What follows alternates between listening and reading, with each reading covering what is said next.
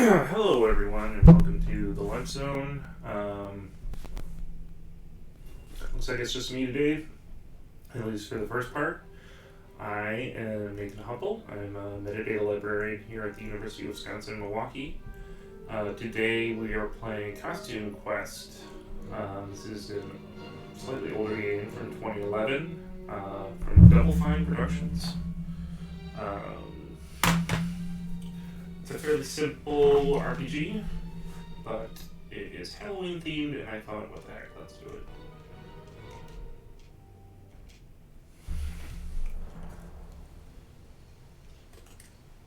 it. Oh, excuse me, this is the end of the game.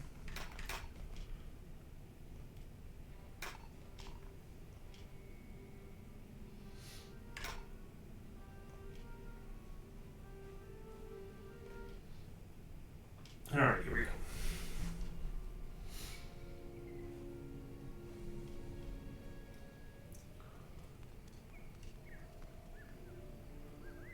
There was recently a cartoon released about Costume Quest, or using that as a license, though it oddly came out in the summer, which I thought was a strange decision. Kids, I know it's tough being in a strange new town, but tonight's Halloween, so please go out there and make some new friends. Mom, Halloween is about making friends, it's about terror. And candy. It's about showing the world who you really are. Well, even if you don't find any new friends, remember, your very best friend will always be your brother and sister. Ew. Gross. That's why you have to stick together. Or else you're grounded. No way, I'm not going trick-or-treating with my little brother. You're only 10 minutes older than me, and I'm the big one because I was born 10 ounces dumber. You're 10 pounds, No fighting. Yes, I suppose you could put one of you in charge so there won't be any fighting.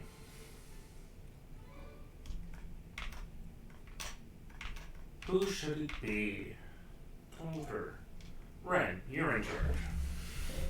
Are you kidding me? No talking, slave.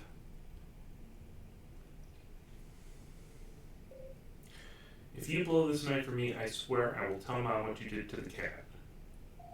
But we'll be lucky if we get any candy at all with you dressed in that horrible costume. But let's get this good time over with. Alright, here we go. Don't worry, sis, I'm right behind you. Oops. I'm having trouble navigating.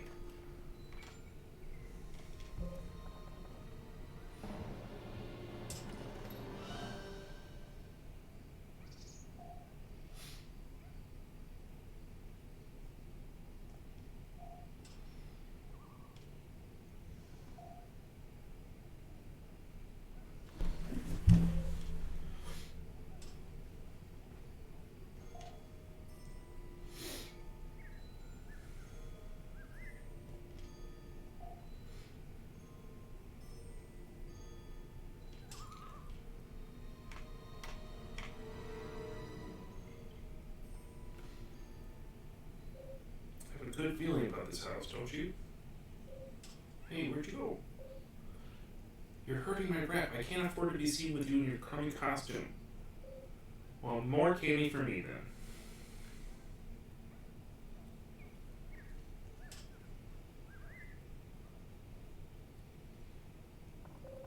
Trick or treat. Scram, human. I'm busy searching this house for candy.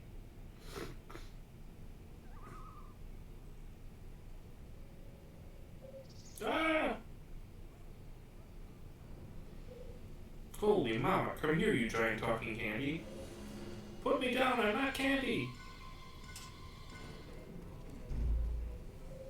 Oh, this is just great.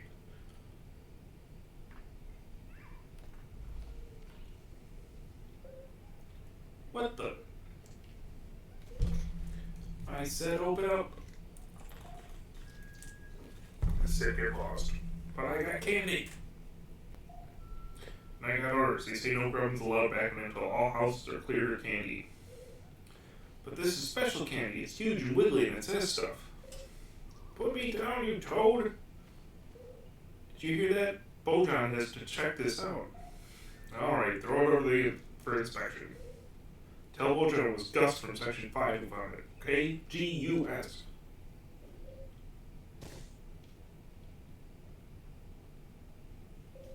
Hey, Gus. I'm the only one who gets to throw my brother around. Oh, you weren't supposed to see that. Now we gotta fight. Good thing you're just a puny little human baby with a box on her head. That does it. I'm sick of annoying people and monsters trying to ruin my Halloween. It's time to show you how we trick or treat back where I'm from.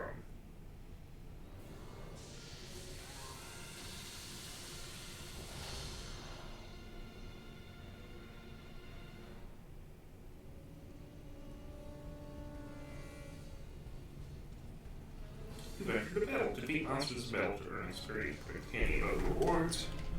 Alright, match the timing. Boom! Wow.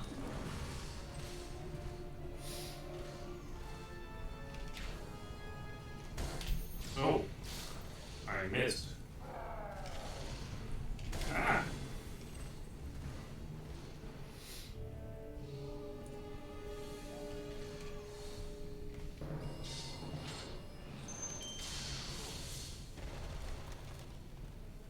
Hello, first time I am here in this channel. Hello, Morris Strange.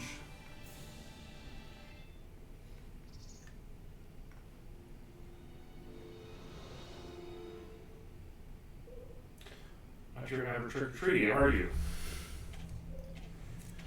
Yeah, I enjoyed it too. It's a little simplistic, but it's pretty fun. Have you played the second one?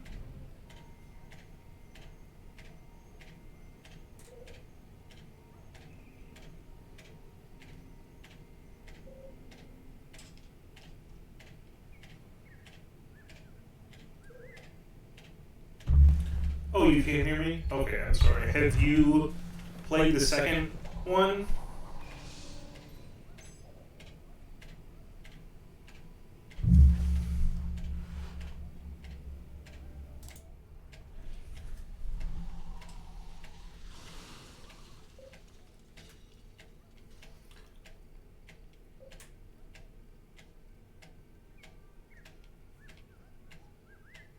Yeah, I haven't played the second one either. I would be interested in doing that. I was thinking about buying it. It was like $15, which seems a little steep for such an old game, but...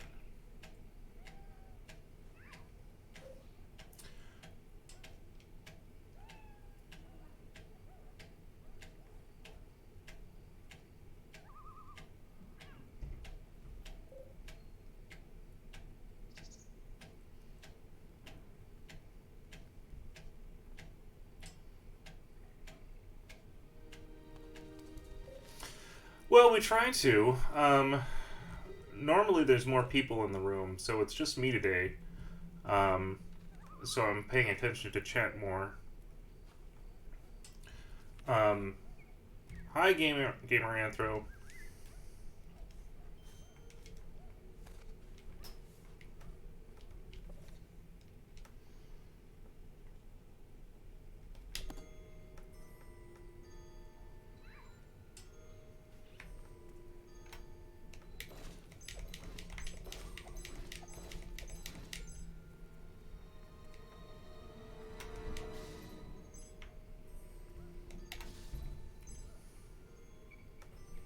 Oh, interesting. Where are you studying games?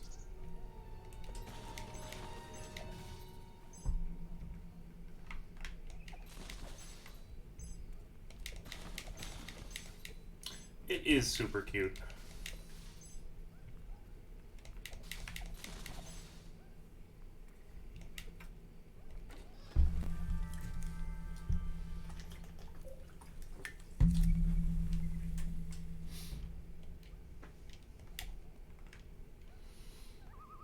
Long story where you're studying games. Cool.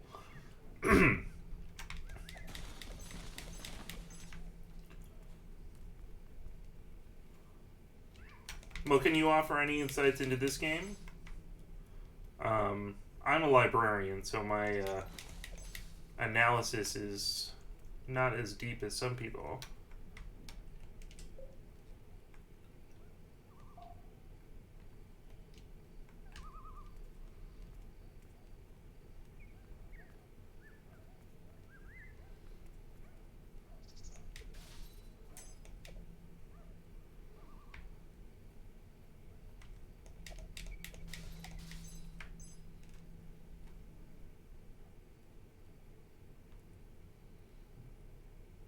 Oh, interesting.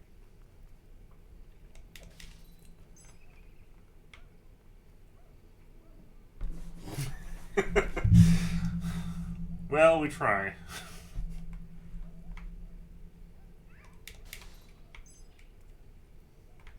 Yeah, I'd actually like some people here who do that kind of work.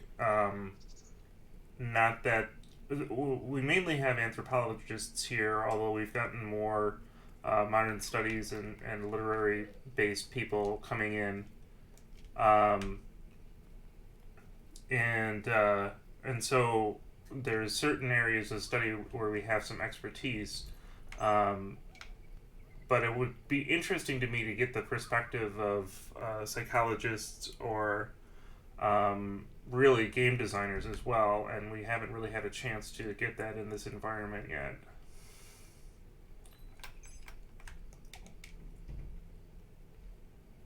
Oh man, where am I supposed to go here?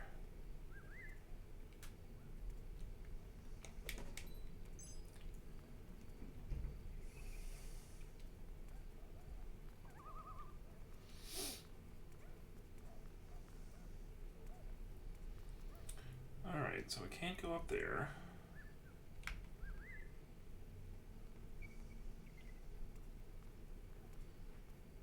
Oh, this refresh rate is really annoying me. Hold on a second.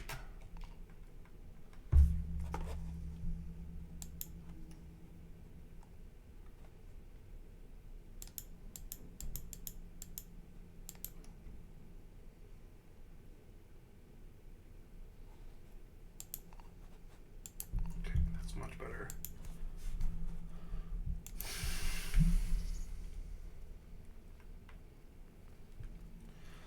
Yeah, we have plenty of different shows that you can watch.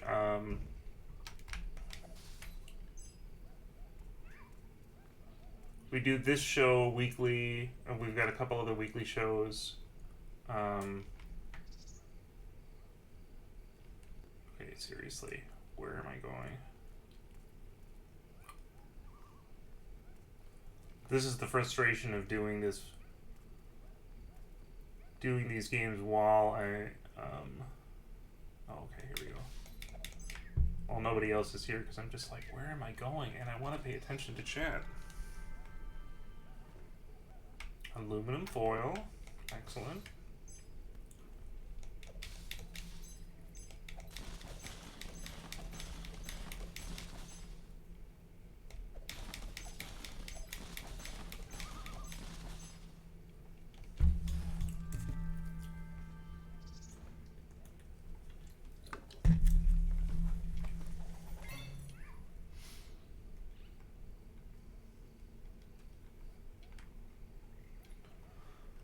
So could you talk a little bit more about your work? I'm really interested in this idea of studying cognition. Is it while playing games? Is it and what aspects? Is it the gameplay? I suppose it would be more the gameplay than the narrative, although I'm sure that would be interesting too.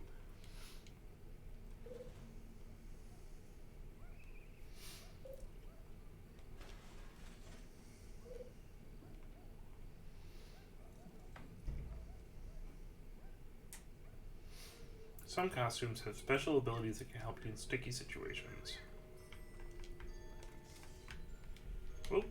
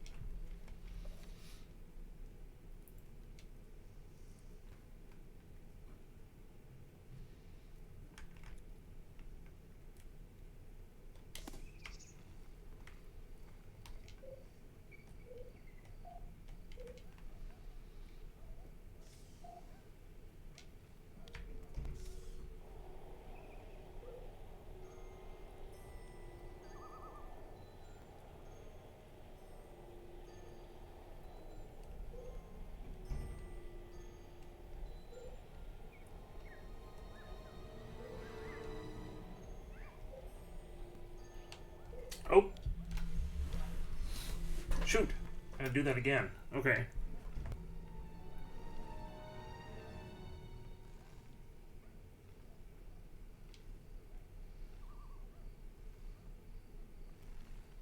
Interesting.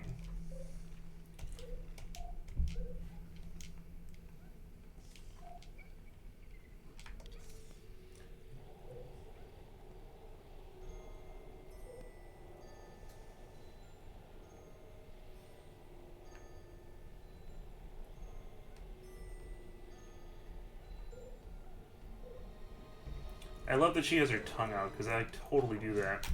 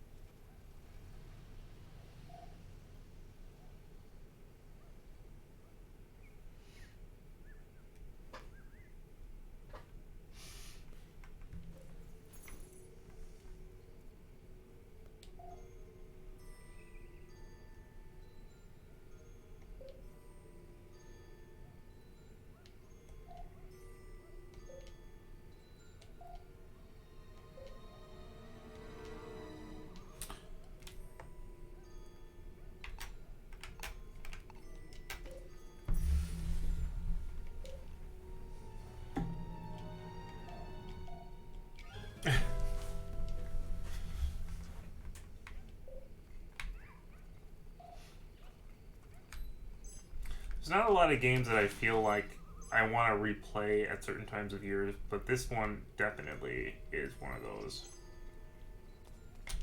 It has a very strong feeling of being in autumn and Halloween and just sort of that nostalgia for Trick or Treat.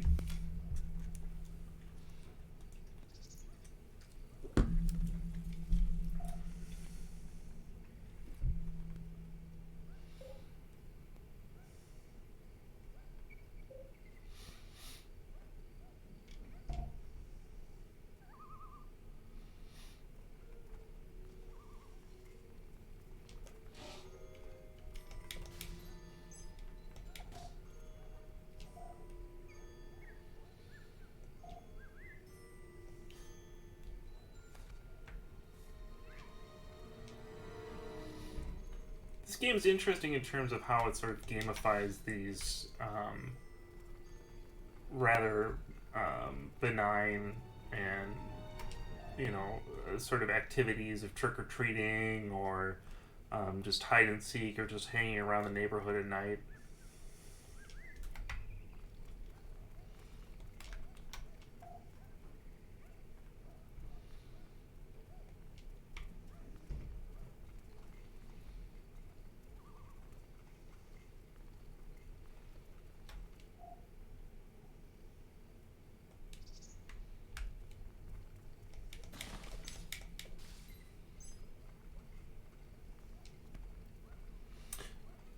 Forgot that I need to be collecting candy. The whole reason for this.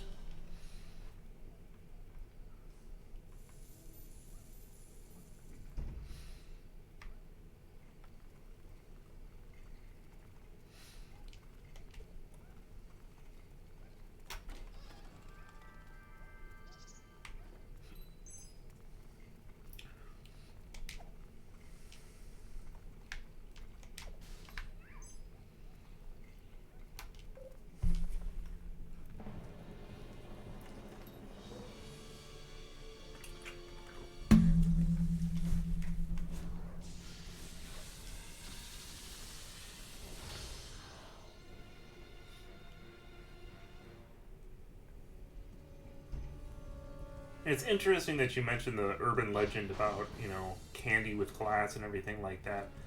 Because it really kind of fits in with just that.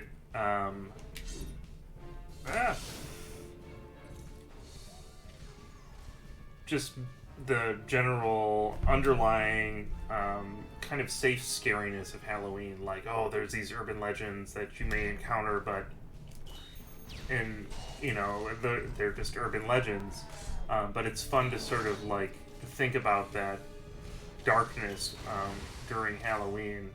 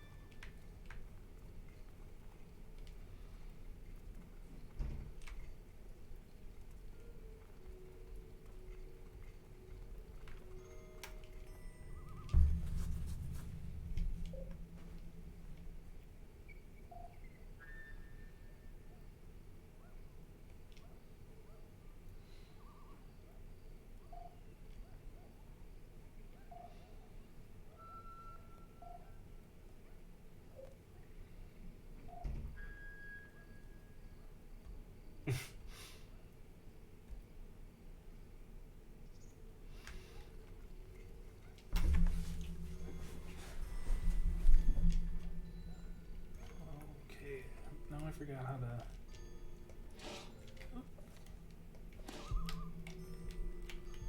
Oh, I switched costumes. I forgot. There we go. I want the robot one.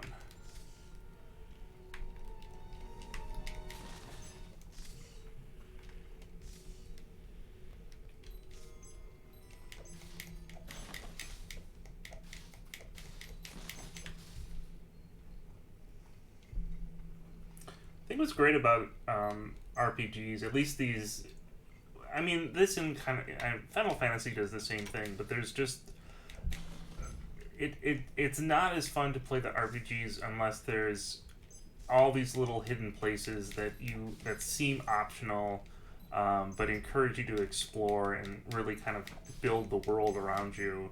I think that seems to be an important design element to RPGs.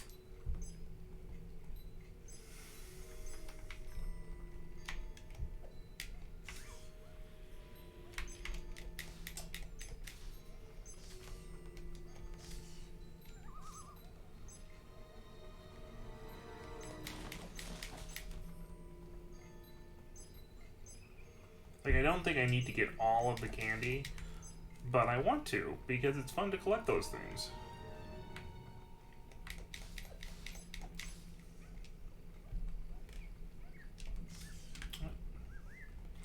I am terrible at skating, though.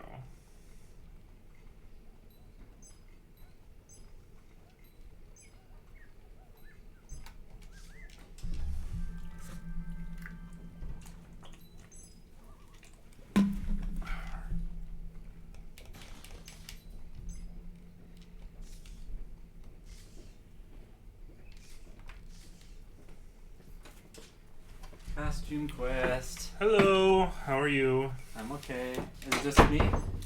Yeah, I don't know where everybody went, but there's somebody in chat who is a psychologist or studying media psychology. So we've been talking a little bit about their work. Hello, media psychologist. I assume that is Morrow is Drage. Mm-hmm. Gamer Anthro. Hey, look, someone showed up. Yeah, that's me. Normally I go in the corner and just eat lunch and listen, but I'll try to actually engage. But I will drink my Coke. I can have that. Have you played Costume Quest? I have no clue. When you asked me an hour ago to reframe the thing, I was like, I don't know what this game is. Costumes. We were going to play The Path. Had you played The Path before? Yeah, Okay. I took a narrative. interactive narrative class. Mm-hmm. It's as close as English will get to saying video games out loud. at least at University of Wisconsin-Stevens Point. And we played you went to Stevens Point? I went to Stevens Point too. Oh, great. That's awesome. I love that connection. But yeah, so because of that, well, we played the path in that class, so I am familiar with it. Yeah, it's interesting. Yeah, I was like, I'm just not feeling it, because that game is such a drag. You think you read it in a different way. How is that? Yes. Very Freudian. I would agree with that. Oh yeah, definitely. But I also think what's interesting to me about the path is how it uses how we sort of interact with games in terms of like trying to break rules right off the bat to and relates that to growing up, various things. But as soon as you're given a rule in a game, you want to do the exact opposite, and you need to in that game. So I'm guessing that this is a Halloween, obviously happy Halloween, but this is a game where you're trick-or-treating and you're trying to collect a lot of candy. Yes, well that is the initial goal, but your brother has been kidnapped by monsters who are also collecting candy, and so it's kind of an RPG, and we'll see some of the houses have people and some of them have grubbins. And when you encounter it becomes like a Final Fantasy fight. Yeah. Oh, but you become whatever you're wearing. Exactly. Okay, that is a pretty fun concept. Mm-hmm. Yeah, this was. I don't know if this is Double Fine. I don't know if you know much about Double Fine, but Tim Feeney, right? Is the Tom Feeney? No. Oh man, I should know this because. But anyway, they have had. Tim Schafer. Yes, they have. Oops, they have had. What do they call it? Something Fortnite, where they come up with concepts and they have to go through like a sort of like early concept building game, and then initially people sort of voted on them to see what might be popular, but I'm not sure if they still do that. Oh man! At any rate, oh no, they're dead. Everett. Oh man, I am sucking at that. Oh, defeated. Terrible, Nathan. It's hard to talk and play, especially because this is a lot of quick time action events. Yeah. Yeah, I really liked Grim Fandango and Psychonauts. Those are both very good games from Tim Schafer. Mm-hmm. He did Pirate Skull Island, the game, right? Monkey Island? Escape from Monkey Island or Adventure. He was involved in Monkey Island games. Oh man, my brain is completely shot in terms of like I should know my LucasArts, but he was involved in the writing of those, I think. And then I think he designed Monkey Island 2, if I'm not mistaken. Ron Gilbert, that's the other guy that was involved in Monkey Island. Or Tim Schafer was involved in Monkey Island 2. Maro Esdrage says Psychonauts is amazing, and Gamer Answer says we played it on stream a long time ago now. Yeah, Psychonauts is a really great game. My only issue with Psychonauts is it takes a while to actually get into it. Yeah, that's how I feel about it too. Like the first few levels are fine, but once they really start introducing the crazy concepts of like going into people's brains rather than training, then it gets really interesting. So I'm looking forward to Psychonauts 2, to sort of see how that goes. I've always felt that with the Schafer games, like even Grim Fandango to a degree, and so this would probably apply to most Double Fine titles, even though I haven't played a lot of the Double Fine games, is that they tend to have like some of the most engaging concepts in games, but oftentimes I found the execution a little lacking. I totally agree. I think they're so endearing as far as the actual concepts, the writing, the graphics. A lot of that really goes a long way. But some of the actual gameplay seems a little half baked. And I think that's kind of what happens here, too. This is a very simplistic battle system, and it's the least engaging part of the game. Yeah.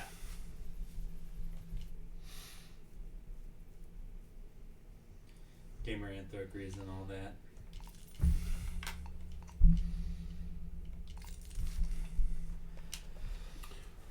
Let's see. So you have these battle stamps, and you can stamp. All right, has a chance of dodging, increasing attack power. Okay, so that's good. So, so you can change your costumes, and that like changes the way the game plays. Yeah.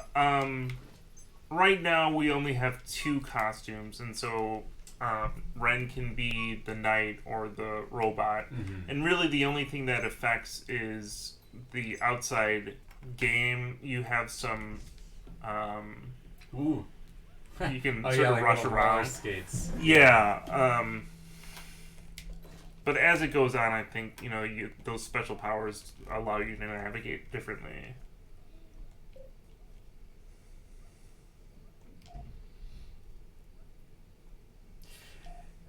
Is there?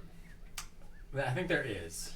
I'm interested in this like kind of concept that we were bringing up with the actual gameplay and the execution of these Double Fine titles, where we find the concept really interesting. What are some analogies to other medium we could think like to books where the concept's good, maybe the writing is trash, or films where like I think horror films kind of capture this pretty well. They tend to be pretty low quality on like an execution, especially cult films, right? Mm-hmm. Like thinking like if we go real back like to something like Ed Wood, right? And I'm not saying that Tim Schafer is like Ed Wood. Like I think that he is like a different degree of artist, and artistry. But it's still that kind of concept of like Glenn or Glenda, like a famous Ed Wood film, is like this really challenging '50s portrayal of being trans or cross-dressing to some degree, but the execution is like pretty bad, right? Yeah. Well, I think Gamer Anther says Game of Thrones, the book's not the show. I feel like Martin's a good storyteller, but a bad writer.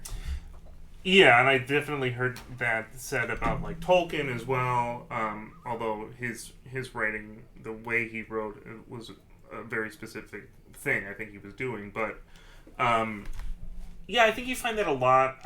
Well, you can almost say that. I mean, there's certainly some speculative fiction authors that people would criticize about the clunkiness of their writing, but the concepts are so intriguing that that's more important.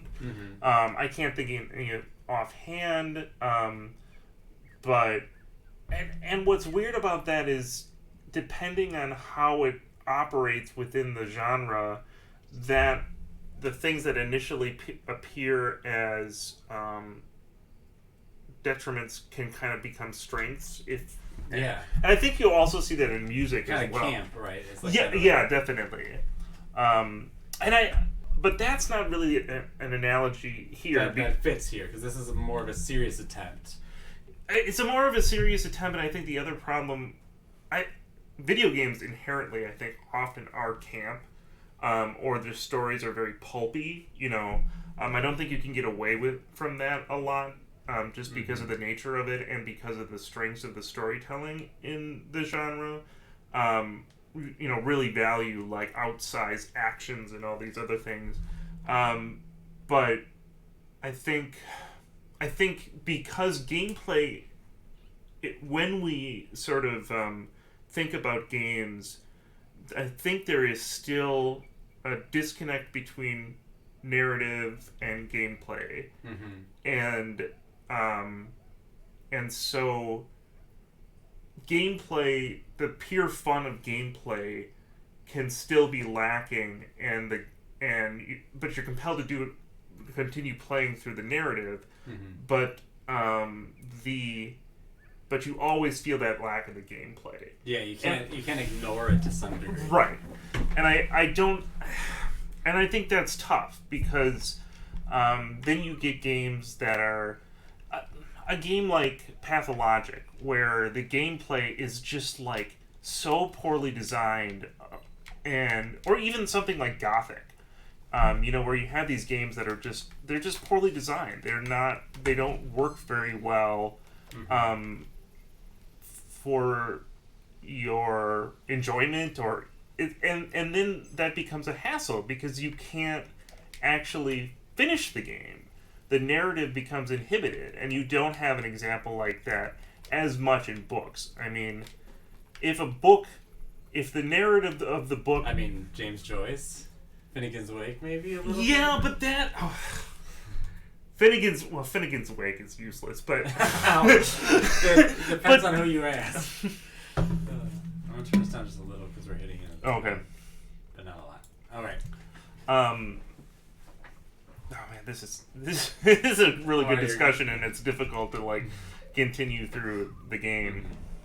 Well, one thing I'll say is that like for me as an academic, like who studies games, a huge part of like my maybe thesis statement as just a pure writer is like I really want to get away from the separation of narrative and gameplay. I want to find where they connect. Yeah. Like I just presented an MPCA on the fusing of ludic and narrative depth in Sekiro, Shadows Die Twice. Okay. And so, like, for me, like, it was all about, like, these things get separated, but I don't want to separate them. Yeah. Good start.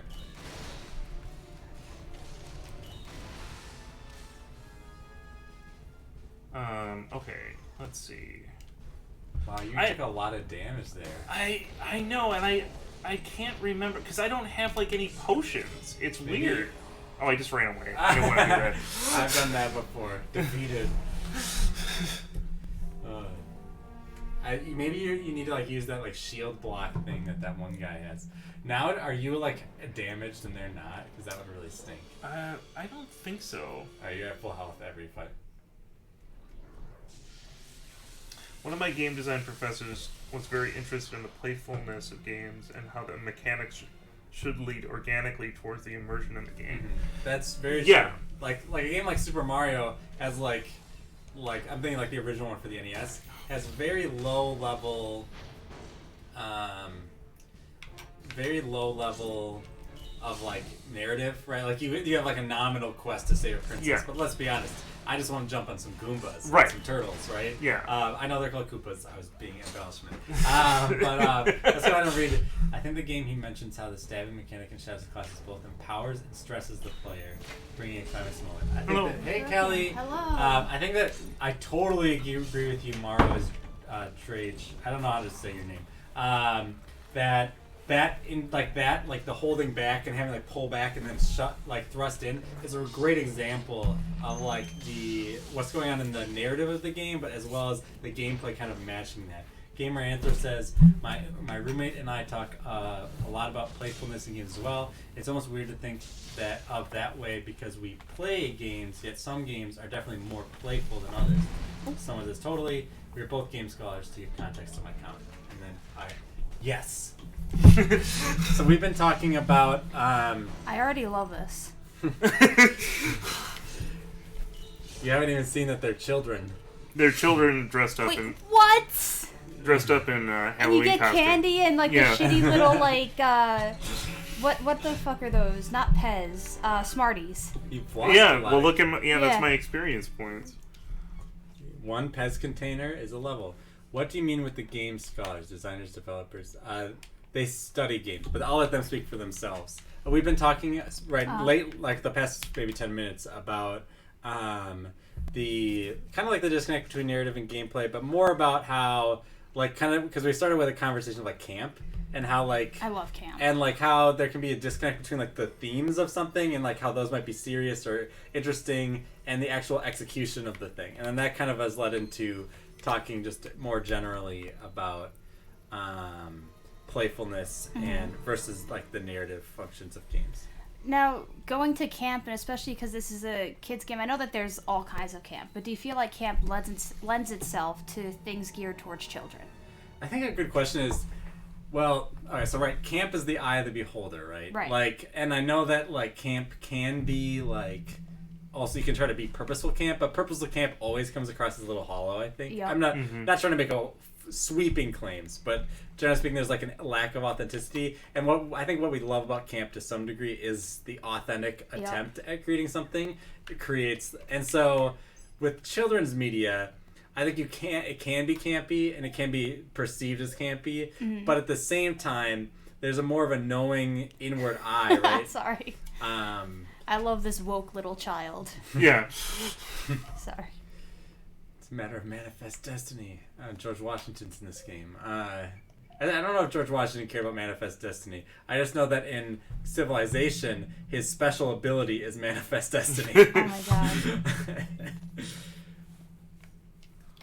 I got a Statue of Liberty costume pattern. Morrow Esdrade says that they're Colombian, live in Denmark, and he got a postdoc at the University of Aarhus. Wishes they could teach game design, which they taught once during their PhD. I wish I could teach game design too. I think I would really love that. I like, the thing for me is like that's really funny is like I talk a lot about like wanting to fuse narrative and gameplay, but I'm really an aesthetician at heart. Like that's what I did my master's degree on film. It's like aesthetics in film. So I'm always much more interested in like the aesthetics of game and then how that relate. Like I always come at it from that way towards the narrative rather than coming at the narrative down. Well, and I think that's the strongest thing about Double Fine, right? We were kind of talking about that. They have such a strong aesthetic, and unfortunately, the actual gaminess of it sometimes is left off. And I think, the concept's there, but it's not fully executed. Here's a question: is gameplay aesthetic? Yeah. Yes. Yeah, that's very true. I don't want to dismiss it as not aesthetic. It is a part of the aesthetics of it. I think it's also become more and more with, especially like, DualShock controllers, you get the vibrating function, you have the noises coming from the controller, so I think that also adds to a different sort of aesthetic in a game. Just by that added. The tactile. Yeah. Now I don't want to claim that I am right because I don't know when I'm ever right. And then I want to read this Gamer Anthro thing about kids in camp. Okay. I think the primary mode of games, like the gameplay, is what in film we would call the aesthetics. Like when I think of film aesthetics, I'm thinking of like the shot, the music that plays over the thing, right? Nothing that has to do with the narrative. Yeah. And so when I think of video game aesthetics, the first thing that jumps to my mind is the gameplay is and the primary aesthetic mode, of it. and then the camera angles and stuff, and then the narrative is like kind of I don't want to call it separate, but is not part of the aesthetic. But let's read this Gamer Anthro quote. With kids games, camp makes it more palatable to the parents. I worked professionally on a kids game in the past, and designing for parents because they have to buy the game is just as important as designing for the kids/players. That's a really good point. Any children's media kind of has to have a knowing nod towards the parent because it has to appease both the parent and the child to some degree. Madras Dredge, but that's cool because both things go hand in hand. Yes, it is. And then Madras Dredge, oh, that's so cool. One of my colleagues here is on a crusade to teach parents that games are good and not evil, as media often says. Yeah, I had a situation where I was looking at sheet music, and there was this parent that saw me with like a video game music in my hands, and then she's like, "Oh, I don't let my kids play video games. It's just a waste of time." And I went, "Oh, I actually just applied for a $10,000 research grant on video games. It's strange that you think that it's just."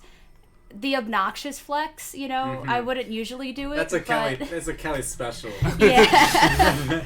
Just a passive aggressive. I mean, doesn't mean I get it. It's just I replied to it and it exists. And then she's like, well, I guess as long as it's not violent. And I let it go at that. Because I wasn't here to shit on some mom in the middle of the store. But an unsolicited comment to me warranted I changed my costume. To just the same robot, but now bluer? I'm trying to understand. I'm not trying to be. No. Okay, so this is what just happened in the game while you two were talking. Whatever. There was like a shortcut that I found. Okay. But in order to get to it, I had to change my costume into the knight and then put my shield up because there was like a waterfall to get in there, and if I was wearing the robot costume, I couldn't because my costume would get wet and it's mostly cardboard. It was the excuse. Of course, there's a narrative disconnect here because the other kid came along with me wearing that. but that happens all the time in RPGs. How do you know that's not a metal and cloth? Because they told me. Never mind. Ooh, what's this? Spooky. Yeah, costume material. That's nice. Oh, and look, it's Honest Abe. Gamer Anthos says we ran into a problem hard when I was designing. I was working in Taiwan at the time, and the play/work dichotomy there was more extreme than it is in the West. Yeah, I mean, obviously, like the children in games thing is part. Like, I think that ultimately, I think a lot of the cultural stigma with children in games, and I don't want to speak for the whole culture, but I'm going to anyways, is like based fundamentally in a misconception as to what games are. Like, I think that those same parents who are like, I don't let my kids play games, let their kids play softball, right? Yeah. And that is a game. Yeah. Grown Up. I like how that's his name, Grown Up. I also think there's a problem where the most controversial games are the ones that get the most attention, right? That's true. Like Grand Theft Auto. Yeah, and I can't, complain too much. I mean, I played Doom when I was a kid, and my parents were like, whatever. And that, But are you a mass murderer? I'm not, Oh, really? Oh, wow. But, Gamer Answer says so true. I was not allowed to play games growing up, and I would like to remind my mom of it that every once in a while. And look at us now. Oops. Yeah, I don't want to say loving. I did have loving parents, but I don't want to say that like because I was allowed to play video games growing up that they loved me. But like my dad was super into Doom, and like he would have like LAN parties at our house. Like when my parents were divorced, so I'd see him like on the weekends. I mean, I'd go over to his house on the weekends, and like it'd be like a Doom LAN party or like a Quake LAN party or something. So like maybe that's part of I never thought about that now, but maybe that's part of the reason why I'm into esports or why like they resonate with me is because like I have very early memories of like being around a bunch of adults being handed a keyboard and mouse and trying to shoot them. You know what I mean? In multiplayer Doom.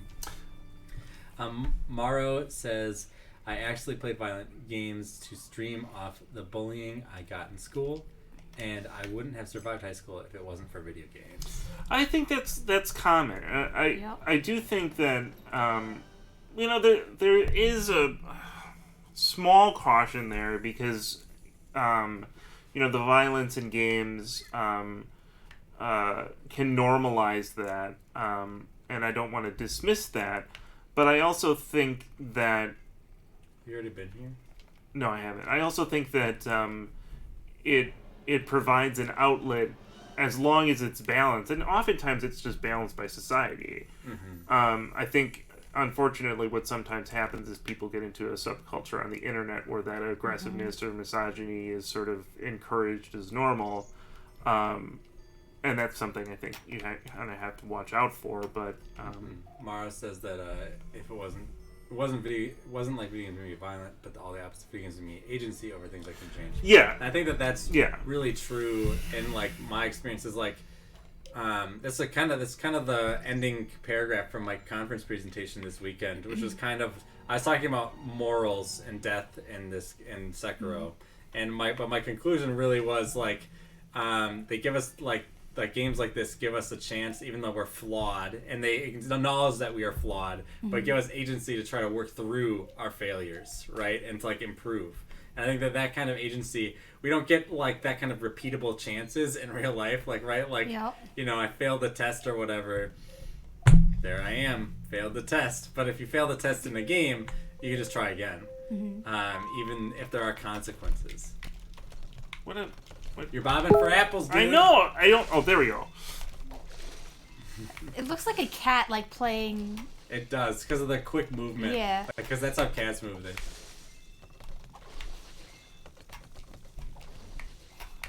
I can't believe you could eat apple that fast. I don't think I'm eating it. I think I'm just spitting it out. Oh. Yeah. Okay. Uh-oh. There we go. I got it. So some of them must have been worth more than one apple. It looks like it, yeah. Yuck, they have worms. All apples have worms in them. That's part of the protein. Candy. Awesome. Wait, is this a drink? Aren't you supposed to be promoting good dental hygiene?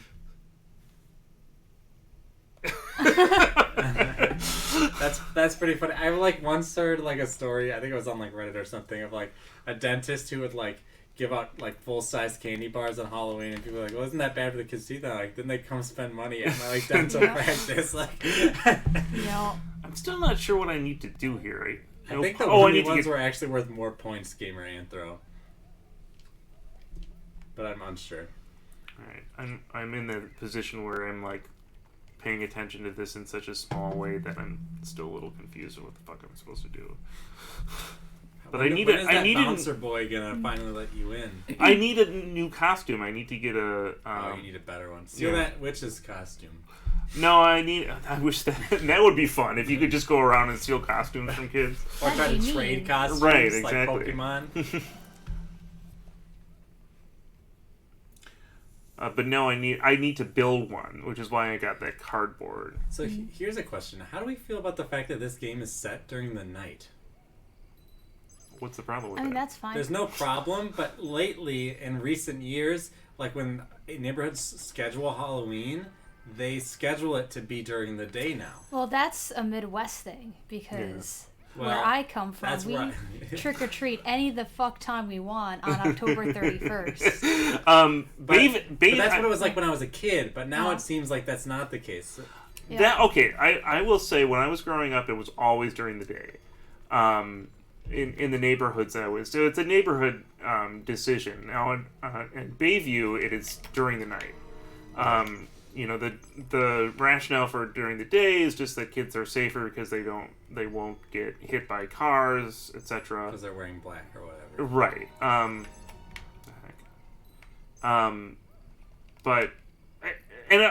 Because it was during the day when I was a kid, I was always baffled and a little disappointed when I saw that, in media it's usually shown at night, right? Mm-hmm. And because that just seems much cooler, but we didn't get that, right? And I think it's one of those interesting things where it's a little outdated or not accurate, but I'm still okay with the fact that it takes place at night because that just seems like when it should be, Yeah, no, I agree. Oops, sorry, microphone. Gamer Anthro's neighborhood is having them both night and day. I'm kind of sad. I live in a duplex, and so I don't have a front door, so I don't get to give candy to kids. We did and then in our last place in DeKalb, we lived in a regular neighborhood we lived in a duplex, but it was a house duplex, we had a front door and stuff. Mm-hmm. And no kids came. We just left out the bowl, and when we came back from watching a movie or something, we went out for date night. No one had touched any of the candy in the whole bowl. Oh my gosh, that's really disappointing. I remember last year, I was so excited. I was sitting next to you in Hilberto's class with my phone out because I had a Ring doorbell. Oh yeah. And I had the candy bowl out because I couldn't stay. I was like, oh man, I can't wait to see kids in their costumes come up to my door and have candy. Not a single fucking kid because Halloween was on a weeknight. Yeah, and it seems and I know this is just more cultural Halloween discussion than it is game discussion, but I think it's still interesting and related to the topic. I also have something to say about the combat and the screen change during combat. Because I notice a lot of comic elements in here because that's all I see in life. Yes. And especially so right now we have the full screen, but when we get into combat, it's in a panel. Mm-hmm. So I'm just kind of curious what the mentality was behind that. I mean, it makes sense for when you don't have voiceovers to have the chat bubble. So that's not an anomaly, I feel, in games. But I think the change from full screen to paneled is interesting. Sadie's battle stamps. I think that the comic panel is supposed to represent the heightening of the combat, because the characters are changing from their real life, I have this, I don't want to call it lame, but cardboard-esque, cut out thing, and now it's like, now I am the robot and I am fighting, and like it's a kind of comic-esque in a sense. It's almost like a superhero identity too. So there's a lot of, I think those kind of things, I can see that like the comic connection being made kind of clearly. And I guess also making the screen size smaller makes the combat seem closer and more intense. That's interesting. Yeah. I can see that. Oh, great. Wait a minute. But yeah, I was gonna say about Halloween. Also, like, I don't know. Okay, so like, I can't speak to this very succinctly because I grew up in a very rural community, and in my community, the kids just like went to their the neighbors on their street and like in the surrounding neighborhood.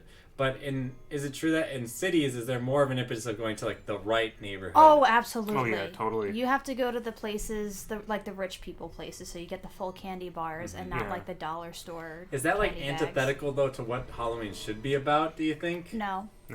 I hear It's all about good candy and here's the thing. It's not like Is Halloween about candy though, or is it about community? It's about candy and staying out late on a school night that you'd never be able to do. It's about exploring places that you don't typically go to, and it's kind of a derive in a way. Sure. So, you know, it's a charged atmosphere in a way. Mm-hmm. I just think I think we already live in a very segmented time where I think people know their neighbors less than maybe they used to. I'm just like, that's kind of, get out of here, grubbin. But I just find it interesting, like, what is Halloween? I think Halloween is probably it's a very uniquely American holiday. Yep. And B, I think it is like just a very unique and interesting holiday from like, that's why we love to celebrate like the month of December as like a month based around this thing, because like I think you're right, like it celebrates some kind of derive. It celebrates like things like that are very video game tangential, like cosplay is like to a degree, and so like I mean that's why it's Spooktober here at Lunchstone. I think the other thing is it's one of the few holidays of the year that's like widely celebrated that doesn't require family. And I'm not saying like, oh, I don't like being with family. It's just sometimes, you know, when you can't be with family, like it's more normal to go out and hang out with friends or found family than it is for Thanksgiving. Yeah, it definitely thrives in college, you know. Yeah. And I think that, and it becomes sort of different in a very interesting way. People are busted to our neighborhood, and you know they like you see people parking and coming with these big families, and I'm totally cool with that because it's just like they're just here for candy, and you know, and a good experience of like going into yards that are like set up to be spooky and scary. Right. I get all that. I think that's important and good.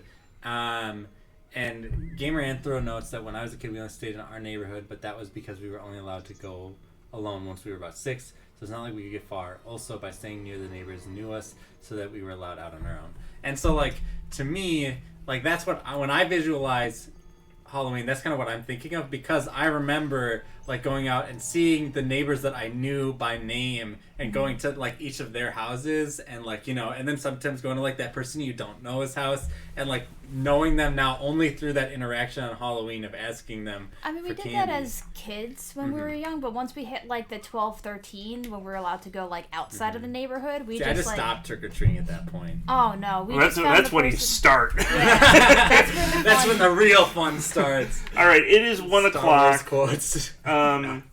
It is 1 o'clock, and I am lost. I wish I had gotten further in this game. A good time to get lost is at 1 o'clock, because that's when we have to stop playing. Yeah. Thank you guys for joining us. We had a great chat discussion participation today. I don't know. DMs in an hour. Yeah, maybe. You know what? Maybe we'll play this game next time. I don't know. I like it. Yeah, this was fun. Yeah. Thank you.